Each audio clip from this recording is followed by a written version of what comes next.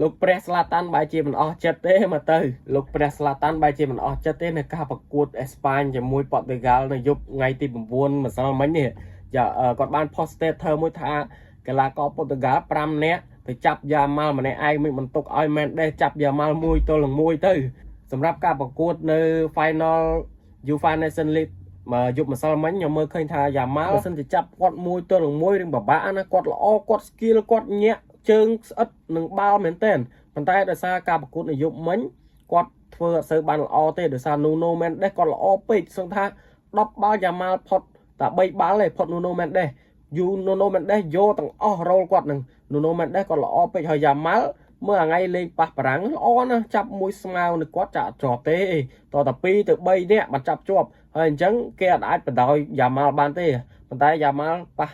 ប៉ូទុយហ្គាល់រៀងពិបាកធ្វើការបន្តិចដោយសារ Nuno Mendes គាត់ល្អពេកអានេះសម្រាប់ខ្ញុំមើលឃើញក្នុងការប្រកួតនៅ final ហ្នឹងឯណាសម្រាប់ខ្ញុំទេបងប្អូន